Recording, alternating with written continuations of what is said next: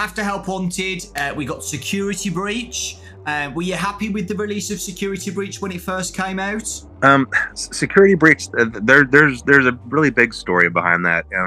That was definitely a challenging period, and a lot of things just didn't align up perfectly for that, and there were a lot of reasons for that. I mean, obviously, I hear lots of studios and things kind of blame COVID for stuff, but there is a reason for that. COVID took well-structured work systems and suddenly scattered them and expected the work to continue to flow, and it just doesn't work that way. From my understanding, I'm pretty sure most, if not every, member of Steel Wool got scattered across the country and were trying to just carry on with the workflow, and it was just really difficult. I think that's really the only example when my idea of how a game was going to go was misaligned with how things were going with Steel Wool, and I had a specific story for this in mind. Okay, for Security Breach, I really did. I had a very specific story in mind, and it is very different than the one that got in the game. And I think a part of that is the way that I conveyed that to Steel Wool, because what I was trying to do was I was trying to tell Steel Wool to do specific things throughout the game, put specific items in specific places, have specific characters do certain things, meanwhile not telling them what the story plot was. Because in my head, I was thinking, okay, when people find this, they will connect this to this to this, and it will all be revealed. And I thought I could do that without telling Steel Wool the story plot. That didn't work out very well, because they got all of these pieces and they thought it was their job to connect them in a way that made sense. And so really what you ended up having were the same pieces, but telling completely different stories. And since I was trying to kind of tell a specific story with mine that went a certain direction, they were taking pieces I didn't fully understand and trying to craft a story out of them. And again, I don't blame them for that. I blame myself for that, because I guess what I should have done is just said, hey, here's the story. Here's why these pieces are here. Here's how they're supposed to connect. And I can give you a really easy example for this. And I'm hesitant to say this because I don't like messing with the lore, but I think in this case, it's okay. When it comes to Burn Trap, originally, Burn Trap was never supposed to move. He was supposed to just be something you saw in the corners, or like if you were walking past machinery, you might be able to peek in between two things and see him in the corner or propped up against a wall, almost like a some kind of decaying movie prop, and you never fully understood what his purpose was. And he had a very specific purpose, and I'm not going to say what that purpose was, but realistically, he never moved. Well, obviously that's not what we got in Security Breach. In Security Breach, we got a capsule opening and purple smoke flowing out and him climbing out and coming to get you.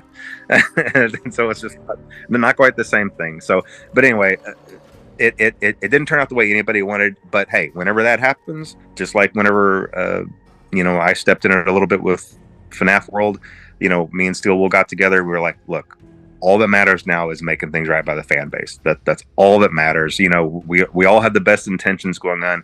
We all wanted to make a good product, and we went in and we made Ruin for it. Excuse me. What the fuck? Everything makes sense now. Why I feel this overwhelming sense of bloodlust towards this game.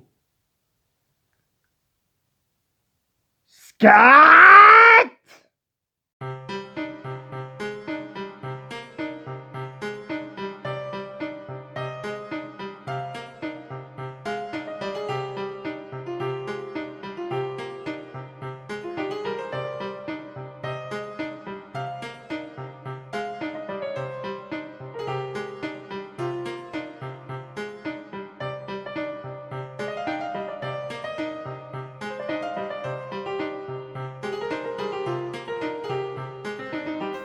Hello, that one. Hey, I'm talking about Cheap Gun. I hate this game. I hate it so god damn much that I'm rewriting all of it. Welcome to the first project on this channel for this year. Five Nights at Freddy's Security Breach Extra. This is a full rewrite of Five Nights at Freddy's Security Breach. Gameplay and all. Yeah, this series is what I would describe as both a story walkthrough and a gameplay walkthrough, as if this would be a real game you could play through, fixing the problems of Security Breach on the way with my own ideas. As the problem I have with most Security Breach rewrites is that they don't dig into the gameplay of Security Breach, which I feel like is the main problem of the game. Yeah, the story can be cool and whatever, but so long as you don't like the gameplay, no one's fucking playing it. Except the weird new peel that really likes Security Breach. Because what I was trying to do was I was trying to tell Steel Wool to do specific things throughout the game, put specific items in specific places, have specific characters do certain things, meanwhile not telling them what the story plot was. Because in my head, I was thinking, okay, when people find this, they will connect this to this to this, and it will all be revealed. And I thought I could do that without telling Steel Wool the story plot. That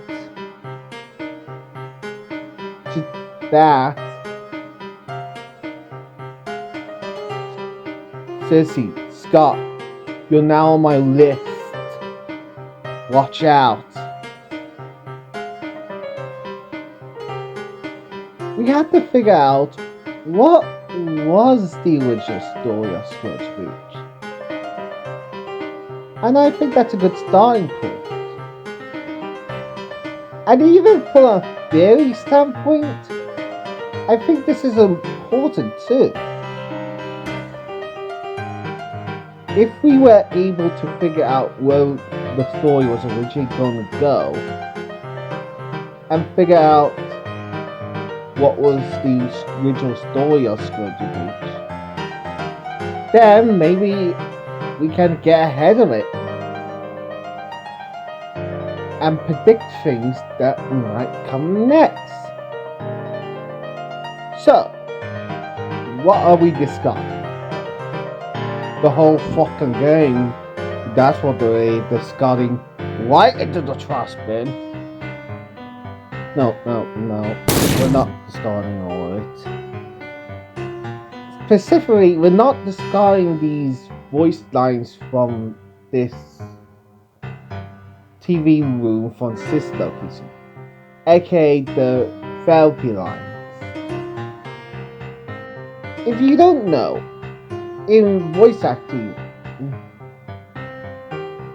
they usually do the voice lines first and then the animation. Hell, I'm technically even doing it right now. Hi, editing me. Is it weird that I want to kill myself?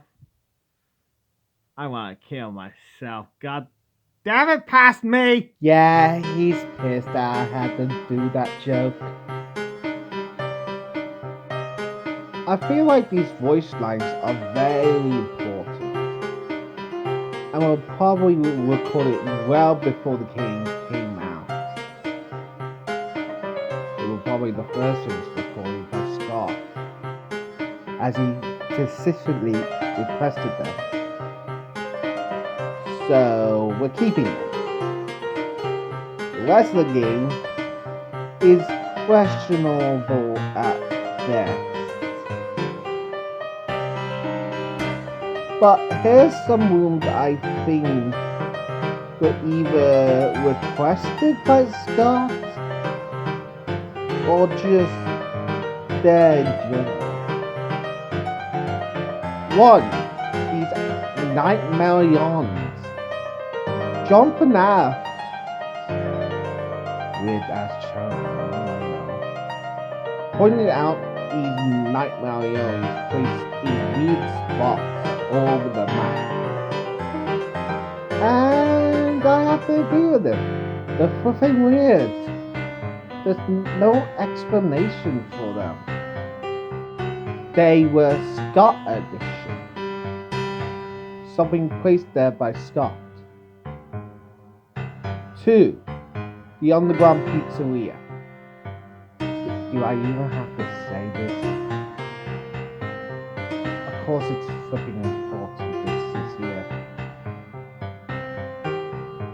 In the blob is here. He counts for something. William doesn't count for anything. He fucking sucks. He fucking doesn't exist in the new timeline. Yeah, come at me, you bastard. Come at me. Third and least is this note room with all the notes that looks like someone is learning. Especially with the family on top that mimics the Afton family. I think this is in some formal way the Mimic's room, learning about Afton, trying to be like him, mimicking, well, the youngest child. Crying child, or as I will be referring to him, Dave. You cannot stop me. If I think a name is canon, I think a name is fucking canon. If you don't like it, then click off the video. Okay? I do think Dave is the strongest name we have for the crying child. A lot of evidence points to it, even if it's not 100% satisfying. A lot of evidence points to it being the name of the crying child. Plus, we got Cassidy from the same book, so win-win. The only other two I'm looking at are the emails from FNaF AR and,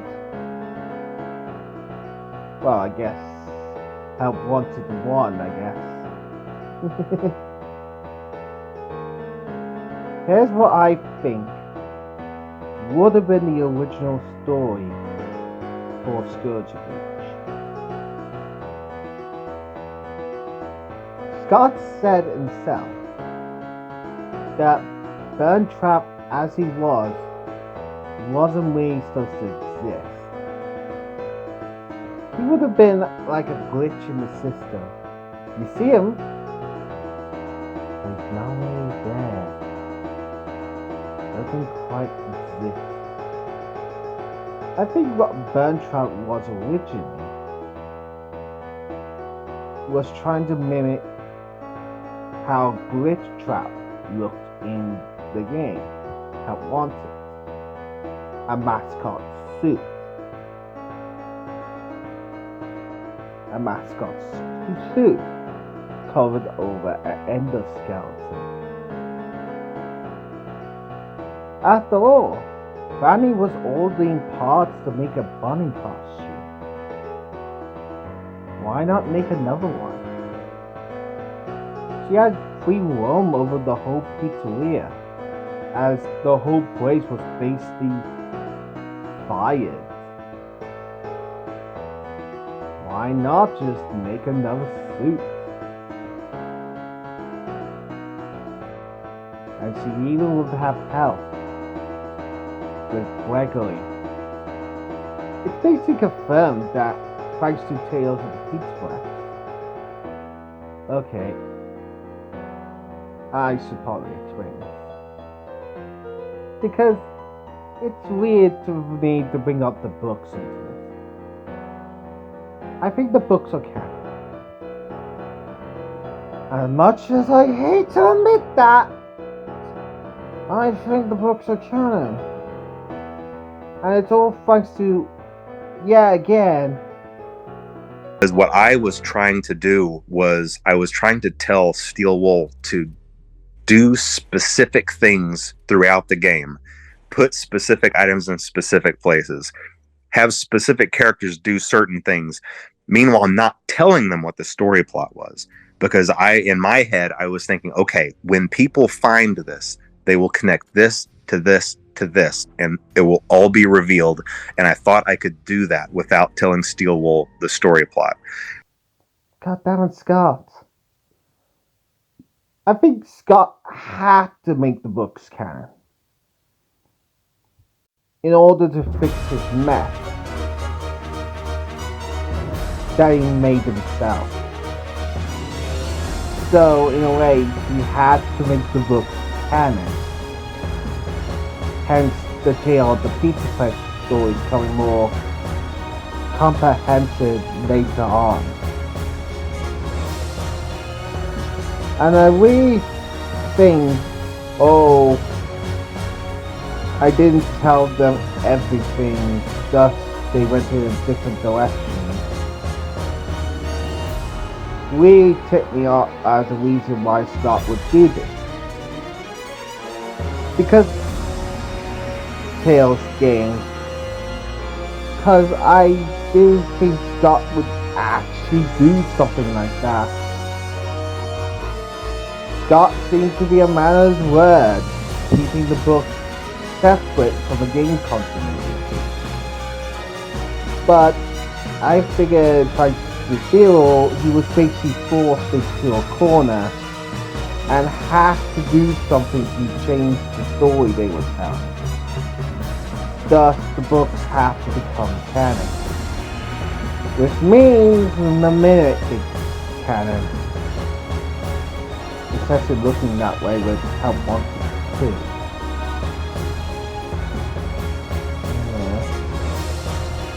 But I also agree with game theory on this.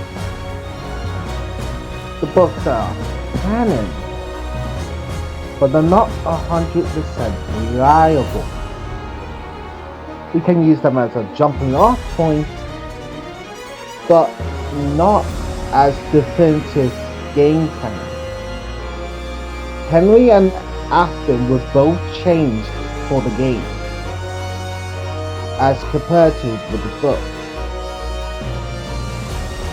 I mean, one is alive, and he should be dead, so, you know, it's kind of important.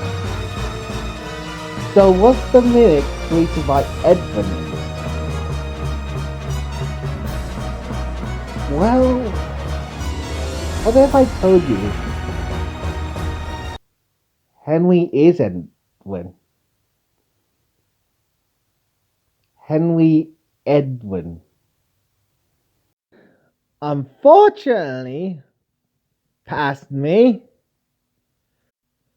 Scott disproved this being during the making of this video. Scott, why can't anything be simple? Next, you're going to tell me the toy animatronics were we in the nightmare animatronics all along, because that makes things more complicated. Ah! See you guys next time when we actually start this thing.